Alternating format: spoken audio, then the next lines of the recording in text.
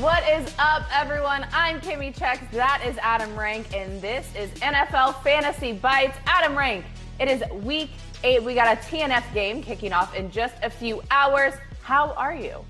I'm living large. I'm getting ready, getting my mind into playoff mode and getting ready for all that. And I'm excited for the show today because we're going to be going over some of Michael F. Florio's trade targets for the coming season. Our Club Dub players of the week. We'll obviously be talking about that Thursday night game. What up? And then, you know what? I'm breaking it out again just because we made a cool animation. It's going to be a Rank's Rant. And so you're going to want to miss it. I mean, no, you're not going to want to miss it. There it is. There it is. Come on, you need to entice them to watch the full show. Oh, stay let's for kick it it off with our weekly bite of the week, starting with you, Adam Rank. What is your fantasy bite that you want to give to the people?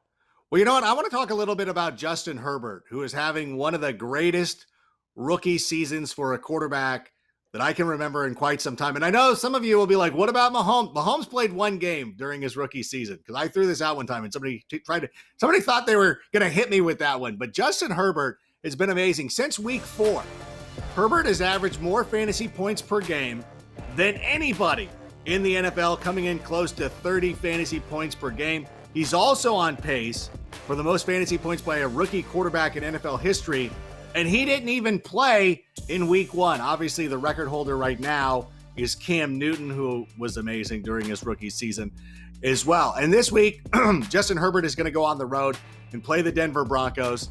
The Broncos have allowed the 11th most fantasy points to quarterbacks this season. I know people were hitting me up on Twitter like, he's got a bad match. Like, is it a bad matchup? Like, it's going to be weather. Like, he played at Oregon. You don't think this guy has played in bad weather? I did though, because you know what? Because this is what I do, Kim. I went and looked it up. Even though he was a Pac-12 quarterback, he never played a game at Colorado in his 3 years. So he never played a game at Colorado. He played 2 games at Utah, which would be similar, but it was warm and sunny in November in both those games. So we really don't have a chance. But he played at Oregon, so he's fine. Look at you. People always roast you on Twitter. They're like, that guy doesn't know what he's talking about. You just heard Adam Rank does his research. He looked to see if Justin Herbert ever played in Colorado. So kudos to you, Adam Rank. No one can ever roast you again. Oh, they can. Can and will. All right, it's time for my bite. And I want to talk about Tyler Lockett. Last week, his 53 fantasy points against the Arizona Cardinals in week 7 were the most by any player at any position this season. This was his second 3-touchdown game of the season. Tyler Lockett, it's one of those things where you love Tyler Lockett so much, but you hate any time you go up and you play against him, because he could have a game where he doesn't have a touchdown and puts up like 10, 15 fantasy points, or he does what he did last week, 53 fantasy points in week 7. It's always kind of hard to figure out, is it going to be a Tyler Lockett or a DK Metcalf game? But Tyler Lockett, keep on keeping on. Rank, I want to ask you this question though. Okay. The Seattle Seahawks take on the San Francisco 49ers on Sunday. That's a really fun rivalry game. Is there going to be an encore performance from Tyler Lockett?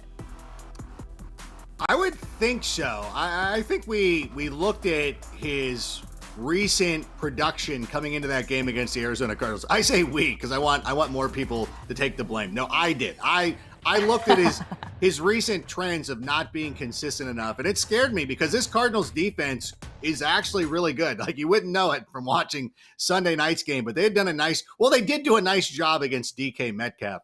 So they have an opportunity. I think that I can safely say that he's probably not going to score 50 points this week, but I do think double digits. I mean, we should go back. Like, the guys I was starting starting over Tyler Lockett, I was thinking of guys like Terry McLaurin, which is a very reasonable, Tyler Boyd, which was reasonable. Both those guys scored, by the way.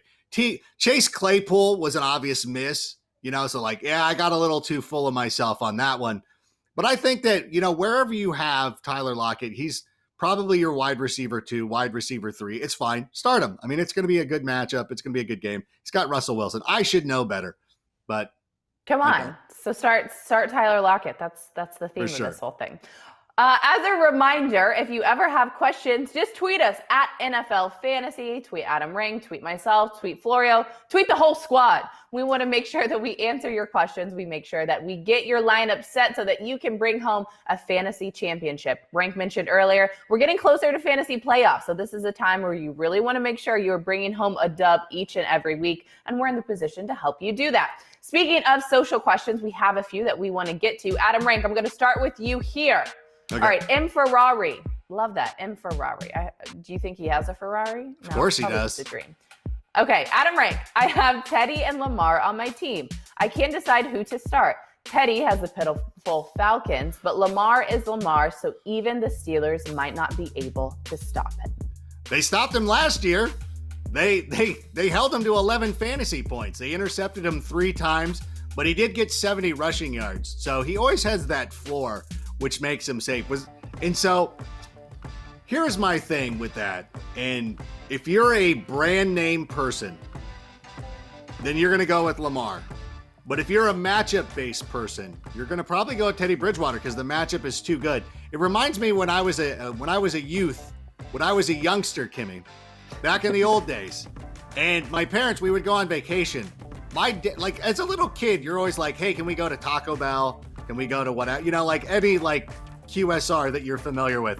And my dad always had this strict rule of like, hey, we're going to go to a local owned business, someplace that we won't see back in Chicago or wherever we're living, Corona, California, whatever. And that's what it kind of feels that way. Like some people get so familiar with, I want Lamar. Like I'm never sitting Lamar and whatever. And it's admirable. Like there's a reason why. He's a very good player. He's the reigning MVP of the league. But if you want to play the matchup, I just say Teddy Bridgewater. I'm putting it back to you. What is your where are you comfortable with? What do you think, Kim? I think it's Teddy B. I mean, we have to look at the matchup, but I'm really interested to see how this fantasy season translate into next season, especially around drafts, to see if Lamar Jackson is still going to be taken as high as he was this year. But let's get another question up here. Oh, again, okay, let's stick with you, Rank, since you were so fired up about this Lamar Jackson take. Joe Burrow or Lamar Jackson this week? Which one are you rocking with? Again, this comes back to another thing. Brand name, or do you want the matchup? The Tennessee Titans have allowed the most fantasy points to quarterbacks over the last 3 or 4 weeks. They've given up a lot of production. So again, you're looking at a situation. Do I like this match? Do I want to play the matchup or do I want to play the name? And I don't think that either way you're leaning is wrong. Like I have these guys at the back end of my quarterback 1 rankings. I have them 8, 9, and 10. So they're right there lined up in a row. So if you wanted to, they all make sense. That's the problem. Like this is where and then everybody comes back at us and gets mad. Like, whoa, thanks for telling me to play this. I'm like, listen, I'm giving you the facts of my process. What is your process? Are you I never switch out my quarterback because it can get maddening and you have to, you're going to fret over it every week? Are you constantly tweaking the matchups? Some people go certain ways. Now, obviously, if you're playing DFS or something like that, it makes it easier because it's easier to play Teddy Bridgewater or Joe Burrow. But season long, you put a second, you have this sunk cost into Lamar Jackson. I feel bad. I haven't worked with Matt Money Smith in a while, but I'm still using some of his vernacular of sunk cost, even though I barely know what it means. I don't know, man. I think I have him ranked right there. Go with your gut, whatever makes you feel the most comfortable. I know that doesn't seem like I'm helping you out, but I gave you the information. You yourself must choose your path. You gave him the info, so it's either you play the brand name or you play the matchup. It's now up to you to decide. Kimmi, all right, I can fly in another one. What? Go ahead. What? Go. No, I just wanted to button it up. Lamar Jackson struggled last year against the Steelers. Bridgewater and Burrow have the best matchups, so you can make that decision from there. All right, there you go. He laid it out for you.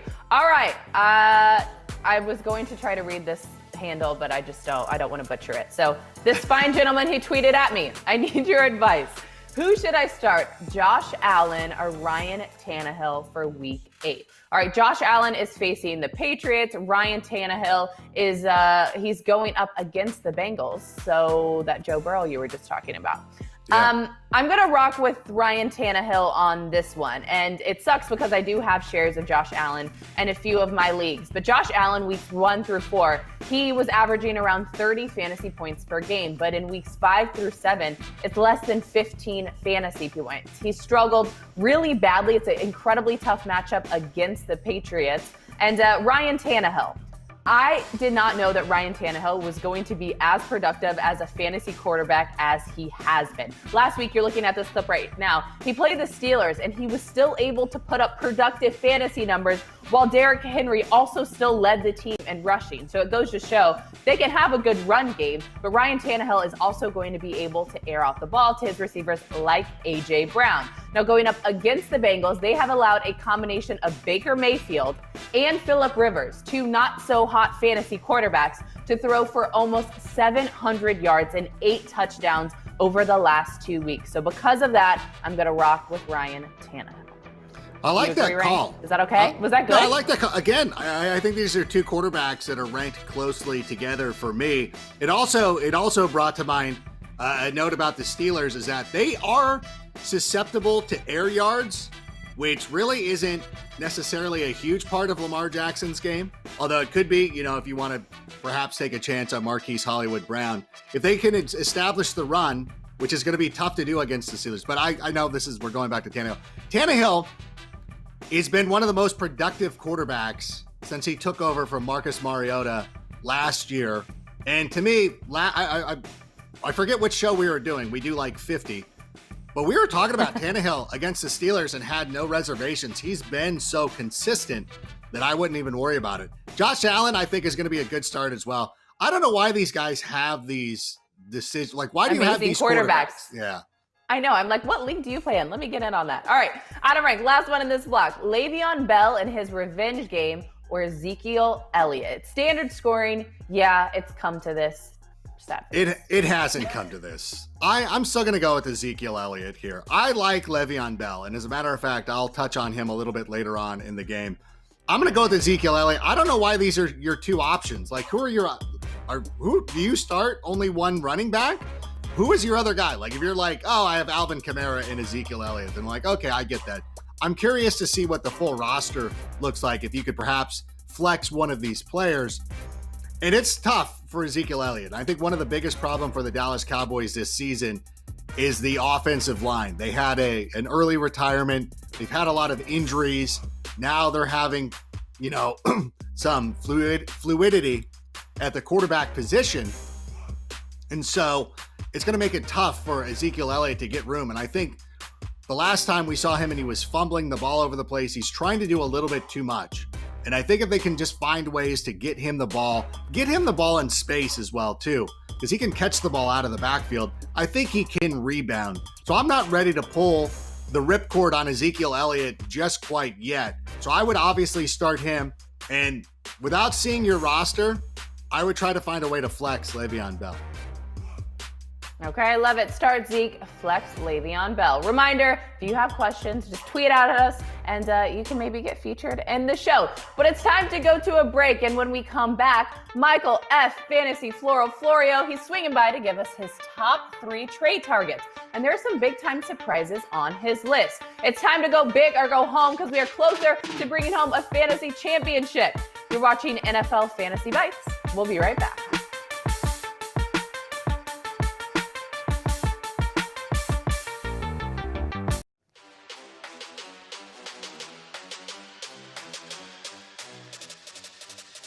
What is up? Welcome back to NFL Fantasy Bites. You no longer have to just look at Rank and I because Michael F. Fantasy Florio, he is here, our NFL researcher and analyst extraordinaire. Florio, happy Thursday, happy week 8. We have a TNF game kicking off in a few hours. How are you? I'm good. I'm back to wearing my floral because I let you guys down over the weekend on the Sunday show. So I had to break out my shirt that has the most flowers on it. But we got football tonight. It's Fantasy Bites. I'm excited right now. I love it. It was funny. I was looking on Twitter and just, perusing the comments after we tweet out our shows and just, just to help people out. Because I always ask people to ask questions. So just going through answering questions. And someone tweeted at the three of us and was like, I love Florio's floral. And I was like, yes, that is the point. That is the point. It's working. So as a reminder, at the end of the season, we're going to tweet out Florio's address without him knowing. And all of the fans of Florio's floral can send him floral shirts. Just go hit up Kohl's on a sales day. I'll take it. And then you're good to go. But Florio, the reason you are with us today is because you have three guys who are on the trading block. It's your top 3 trade targets. Kick us off with your first guy. The first is running back Jonathan Taylor. I know that he hasn't quite lived up to expectations, but I think it's going to get better. He has the easiest remaining fantasy schedule for running backs going forward, and there's been big opportunity his way already. He is 35% of the Colts touches this year. Phillip Rivers is throwing to running backs over 8 times per game. That is the 6th most in the NFL. And Taylor's snaps have increased in every single week since week 3. So the opportunity is there. Now the schedule is about to open up for him. I really think he can be a league winner in the second half of the season, much like rookie Miles Sanders was last year. Yeah, it's interesting you mentioned the snap counts because in week 2, he was out there for 67% of the snaps. And we thought, okay, here we go. The following week, it dropped down to 40%. And then, like you said, it's been steadily climbing. Week 6, it came back almost completely. It was 59%. But remember, that was a game where the Colts fell behind early. And I think that took them out of their game plan. So this week, I don't know if you would agree with this, Mike, but I think that he's back at a 60% or higher snap share this week. I think so. This is a good week for him. The Lions are allowing a lot of fantasy points to running backs who could run on this team. And it's a game that I expect to be at least close, if not the Colts winning. So I think that that game script bodes well for Jonathan Taylor. All right, well, if I don't trade him away because of your advice, I'll cross my fingers because I do have him on a few of my fantasy squads. So hopefully he gets in the end zone this week. That's a great Florio, point. That's a great point. What? This is also a segment of like, don't trade this player. I think because if you should trade for him, but if you have him, like, don't trade Jonathan Taylor. Yeah, exactly. I'm like, no, you just proved the point on why I should hold on to him, unless I'm struggling at another position. But all right, Florio, tee us up on your next guy. Eagles wide receiver Travis Fulghum, just like Jonathan Taylor has the easiest schedule for running backs, he has the easiest remaining fantasy schedule for wide receivers. And again, just like Taylor, the volume has been there for Fulghum. He has 10 or more targets in 3 straight games. He has a touchdown in 3 of his 4 games this year, and his 29% target share since week 5 is by far the highest on the team. This is a Philly team that is just searching for someone healthy. They have no Deshaun Jackson. We haven't seen Alshon Jeffrey yet. Zach Ertz and Dallas Goedert are banged up. There's big time opportunity for Fulghum every single week, and now with the favorable matchups and Carson Wentz playing better, I think he's very much for real, and I'm not sure if everyone else thinks so. So I think go out and try to get him right now. Well, I'll tell you what, right now, Mr. Florio, is James Coe and I have a team in the League of Leagues it's a 14-team league. I used a couple of weeks ago, I used a third of our fab budget to pick up Fulghum, and people are like, "Are you sure about this?" I'm like, "Oh yes, I'm definitely sure." And now it's just starting to play off. So I'm in a complete agreement. But I have to say one thing about this Travis Fulghum situation. Mike Davis played for the Bears for about an hour. And all I've heard about was the former Bears running back, blah, blah, blah. And the same thing happened last year with Raheem Mostert. Former Bears, like he played for 90 teams. Here's my thing. Travis Fulghum was once a member of the Green Bay Packers. Did you know that? Have they talked about that? Have people not been shouting it from the rooftops? A team that could use a number 2 wide receiver? Packers, you had Travis Fulghum. I want you to own that. I want you to wear that, and I want everybody to be talking about it this week. Rank, I thought we were saving the Rank's rant for later on in the show, Run but I my guess animation. you've just gone out and done it already. I guess you've just gone out and done it already. All right, Florio, let's get back on track here. Who is your third guy on the trading block? It is Bears running back David Montgomery, who has the 3rd easiest schedule for fantasy running backs the rest of the way. And I know I said to go out and try to get Jonathan Taylor. Well, Like you said, Kimmi, a lot of people who have him may not want to deal him, especially with the state of running back. I think it'll be a lot easier to go and get David Montgomery, who, much like Taylor, has already been seeing a volume increase.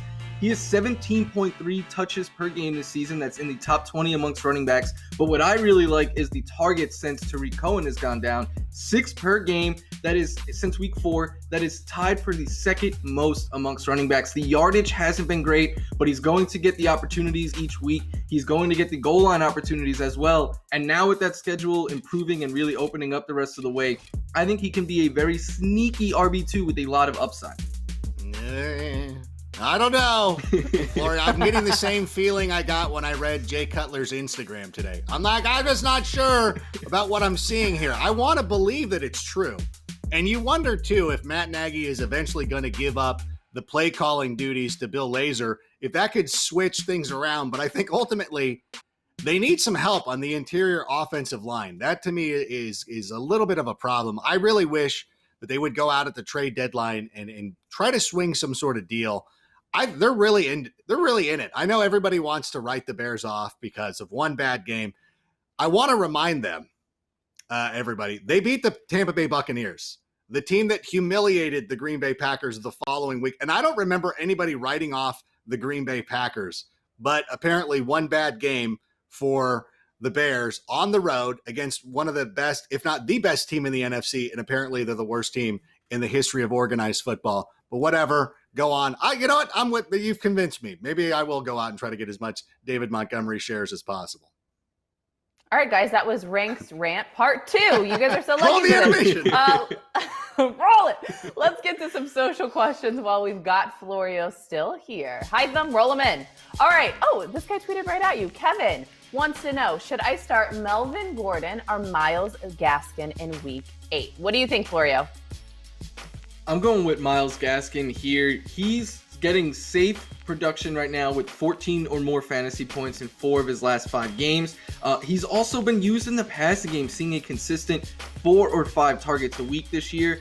And with it being to his first game, I would not be surprised if they look to rely on the run more, especially since, the Rams aren't the best matchup for running backs, but they are literally one of the toughest teams to pass on in the NFL. And Melvin Gordon, tough matchup against the Chargers, who've allowed just 1 rushing touchdown to running backs this year. And in the only game that Gordon doesn't have a touchdown, he didn't even score 8 fantasy points. So I'm going Gaskins here. Ooh, all right, like Rank, are you in agreement? Well, you know what? I was going to have Myles Gaskin as one of my sits this week, but then changed my mind and reverse course. And I feel a little bit more comfortable with him. But I'm going to go with Melvin Gordon. I do believe, because if you drafted Melvin Gordon this season, there were 2 games you were circling on your calendar of like, this is when I'm absolutely starting Melvin Gordon. It's when he's going against his former team in a revenge game.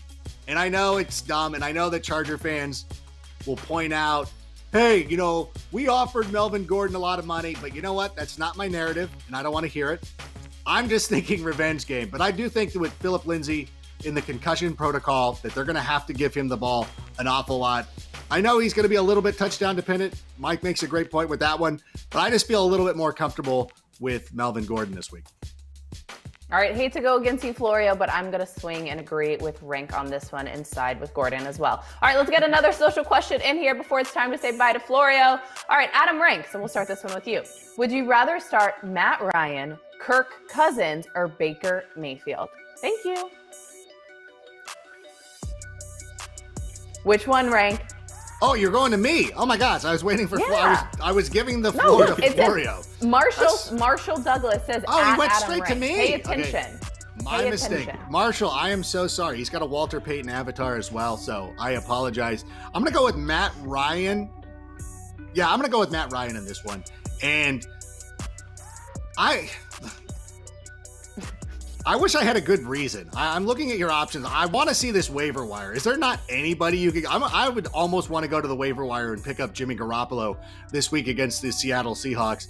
But I do believe that Matt Ryan probably gives you the safest floor. I know it's going to be a little bit difficult because it's a Thursday night game, and he's probably going to go out there and give you 17 to 18 points, which isn't great. And you're going to have to sit there the whole weekend being like, oh, what could have happened?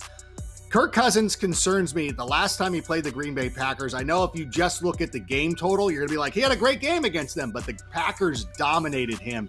And it wasn't until the late rally with some of those garbage time points that he was able to be productive. And Baker Mayfield has got a game against the Las Vegas Raiders, who've allowed the second most fantasy points to running backs this season. So I think this is going to be a heavily game scripted running attack for the Browns. So that's probably why I would go with Matt Ryan. And you know what? With the Falcons defense, they're always in games where you have to throw the football. So I think that he's, again, probably your safest play. Yeah, Florio, I think Rank agree? hit the nail on the head there. I would go with Matt Ryan of these three. I don't love any of these matchups for the quarterbacks. They're all much better matchups for the running backs. But because of what Rank said, with Matt Ryan's defense giving up so many points and him often having to throw, playing from behind, I'm just going to go with him. I think he has the highest ceiling of these three. Like maybe even Derek Carr off the waiver wire too. Sorry.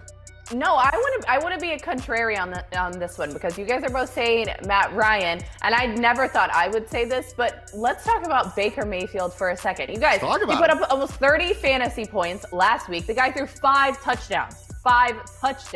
And I understand that he doesn't really have a lot of games where he puts up over 25 fantasy points. I think he's only done that twice in his entire career. But he is going up against the Las Vegas Raiders, and their defense has given up the second most fantasy points to quarterbacks in just the last 2 weeks alone. So don't really love any of these options. That's kind of why all of us are like meh on it. But just to be a contrarian, maybe I'm going to swing with Baker Mayfield on this one. But Florio, sadly, it's time to say goodbye. But if people want more of you, they can go to NFL.com/Florio, because you will have the full list of your week 8 sleepers. That's a fun list. I always go each and every week just to help get my lineup in order, and you've helped me secure a few dubs. But you have more things out there that you write for NFL.com. So tell people where we can go and find your rankings. Yeah, you head over to NFL.com/rankings, simple enough, and there all your week 8 rankings will be. All right, week 8 rankings. Michael F. Florio, it's always a pleasure to see you and your floral. We appreciate you and all that you do for our fantasy lives. All right, it's time for a break, but still to come, we've got our Club Dub Players of the Week. Those are the guys that we guarantee are going to pop off and get you over 25 fantasy points. Plus, we're going to preview the Falcons and Panthers TNF game, and Rank sounds off with his third Rank Rant of the Week. Join us in just a few minutes.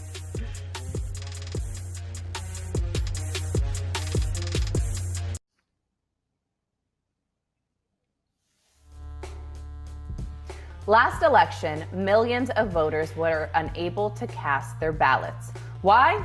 Because they didn't have a game plan. So you should join the NFL family by making your game plan today and making your voice heard this November. We're 1 week out from the election, so go visit NFL.com/votes to learn more. All right, welcome back. We are just a few hours away from kickoff, our TNF game. But before we get to that, it's time for our Club Dub, our players of the week, who we guarantee are going to score you over 25 fantasy points and have your lineup partying. Adam Rank, hit me with your Club Dub player of the week. I'm going to go with George Kittle this week going up against the Seattle Seahawks in a revenge game. What up? Or anytime, I think it's a rivalry game. I don't know if it's necessarily revenge or anything like that. But anytime you get an opportunity to get George Kittle out there going up against the Seattle Seahawks, I want to be a part of this matchup. I understand when you're looking at FPA and things like this and all, but the Seahawks give up a lot of production to wide receivers. It doesn't matter.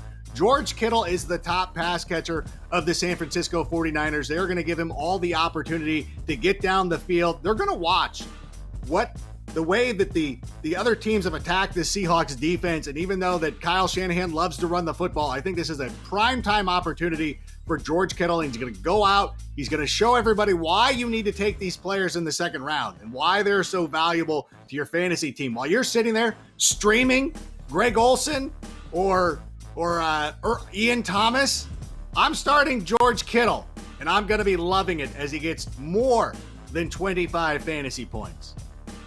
All right, crossing our fingers, George Kittle can come back out and have a huge fantasy performance. He was out and he was injured for a few weeks, but then that first game back, he scored, I think, over or close to 40 fantasy points. Like 90, but then he's been quiet the last... Yeah, he's been quiet the last few weeks in terms of fantasy production. It was funny. I was on Instagram, and someone had commented on George Kittle's Instagram, and they said, "You only got me 8 fantasy points this week. What are you doing?" And then he commented back at them and said, "Maybe you should be a better fantasy coach." So I love that. Always fun when our players get involved and talk about the fantasy game. Yeah, he's awesome. We love George Kittle on this show.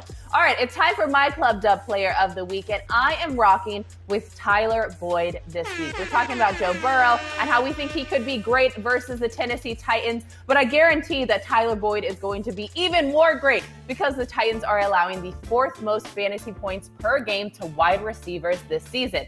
Now, Tyler Boyd, he is truly the #1 receiver for that Bengals offense, and he had quite the game last week, finishing as wide receiver #4 against the Cleveland Browns. He had 27 fantasy points from over 100 receiving yards and a touchdown. So Boyd, he's clearly Joe Burrow's favorite in the red zone, as well as leading the Bengals with 7 red zone targets, whereas the rest of the team only had 5. So I'm assuming that Joe Burrow is going to want to keep this game competitive, that the Bengals are going to consistently have to be throwing and airing out the ball to compete with Ryan Tannehill and those Tennessee Titans. So Tyler Boyd, he's going to have quite the game and hopefully bring me home a dub with over 25 fantasy points. But it's Thursday, which means it's TNF football. It is the Panthers at the Falcons. That game kicks off tonight at 8:20 Eastern. You can watch that on NFL Network, Fox, or Amazon. Now, a big question ahead of this game is what is going to happen with Christian McCaffrey? He was taken off of the IR list, so a lot of people are wondering, is he going to return? Is he not going to return? This was just tweeted by NFL Network's own Tom Pelissero. He said, Panthers running back Christian McCaffrey, who was dealing with an ankle injury, is not expected to be activated from the injured reserve list for tonight's game against the Falcons, per sources. He returned to practice on Tuesday, and Carolina hasn't formally ruled him out. But it was a long shot all week, and it remains that way. So with CMC not going to play, that's what we're presuming as of now. Make sure that you stay updated. You can go to NFL.com or the NFL Fantasy app to track those updates. CMC's out. So who's going to be today's top scorer? You know what? I'm going to go with DJ Moore. And did you know that in his last 3 consecutive games, he has had 93 receiving yards in every one of them? The model of consistency, getting 93 receiving yards in each of those games. And in those 3 games, he also has 3 touchdowns. Now, 2 of them came last week, so it wasn't perfect. And we saw this not too long ago, that he absolutely came in and torched that Falcons defense. And so I know that there have been some people, myself included, who have been disappointed with DJ Moore this season, and rightly so. There was a stretch right after the first week of the season where he had a couple of bad games and it didn't quite work out in his favor. But I think that we've really seen him step up recently and become kind of the #1 guy again. I know that Robbie Anderson is getting looked at and everybody's looking towards him, but Robbie Anderson has not scored a touchdown since week 1. And DJ Moore is getting into the end zone and he's getting that production. So I think he's going to be the leading scorer tonight. All right, DJ Moore, bring us home a dub tonight. We're crossing our fingers for you. Same with Teddy Bridgewater. I'm starting him this week because Kyler Murray is out on a bye, so I hope he has some good production as well. All right, it's time for me to choose the player I think is going to bring home the dub tonight and get the most fantasy points in this TNF matchup. And I'm going to rock with Todd Gurley on this one. Now, all season long, I've been kind of complaining or saying it's hard to start Todd Gurley sometimes because he's very touchdown dependent. Well, the good thing is he's gotten into the end zone 7 times this season. He got 2 touchdowns just coming from last week's game against the Detroit Lions. Now, going up against the Panthers tonight, they are allowing the 3rd most fantasy points per game to the running back position. So even though we know that Matt Ryan likes to throw the ball to those good receivers he has in Julio Jones and Calvin Ridley, I also think that Todd Gurley is going to be productive and hopefully continue to prance his way into the end zone. So Todd Gurley, do not let me down tonight. You are the guy I am picking to be the top scorer in tonight's matchup. But Rank, earlier I was messing with you because you were going off on the tangents like you always do. And I said, oh, you've already done your Rank rant. But now it is officially time for you to take the stage with your Rank rant of the week. It's all you now. Thank you so much. I'm getting a lot of questions this week about whether you should start Le'Veon Bell or not. And let me get real close here, because this is important. If you are not starting Le'Veon Bell this week, and don't start him over Ezekiel Elliott, we talked about that earlier in the show, he has to be in your lineup. I don't know why you're going to be avoiding this. Obviously, the specter of revenge games and everything like that is looming. And I know it's a narrative, but it's a real thing. Like, revenge games are real. And Le'Veon Bell is coming out with a purpose up against this New York Jets team, a team that did not use him to the best of his abilities. Once Adam Gase was hired, he already was taking shots at Le'Veon Bell, already orchestrating his removal from that team. So I love that this is a chance. This is everything that you would ever want to see. Like, have you not seen enough movies where this guy would come out and absolutely destroy the New York Jets? And the biggest question is how much does Andy Reid hate Adam Gase and Greg Williams, and will he allow Le'Veon Bell to go out there and do his thing? But you know what? There is a history of Andy Reid being a little, not petty, but allowing his players to go out. Because a couple of years ago on a Monday night game, Michael Vick and Deshaun Jackson were kind of the targets of some criticism. And Michael Vick went out there and had one of the best fantasy games of all time. I see Le'Veon Bell doing something very similar. I don't know if we'll see him running the Wildcat up 40 in the fourth quarter, but this is a must start for Le'Veon Bell. And if you're not starting him this week, I don't even know why you're playing fantasy football. Ooh, all right. The spice, we're used to that. Le'Veon Bell, hoping that he has a good revenge game, but I'm also hoping that doesn't stop any good fantasy production for Clyde Edwards-Helaire. But regardless, they both play for the same team. It's my Chiefs. We're going to bring home a dub and then go on to the Super Bowl and win that again. So I don't care either way. Just a reminder, because we're talking about this TNF game tonight and telling you where you can watch it. You can watch games inside of the NFL Fantasy app, including tonight's Panthers versus Falcons game. So go download the app if you haven't already. It's free. Once you get inside the app, there's a little TV button right at the top. You click that and you can watch games for free. As another reminder, you can also watch tonight's game on NFL Network, on Fox, or on Amazon.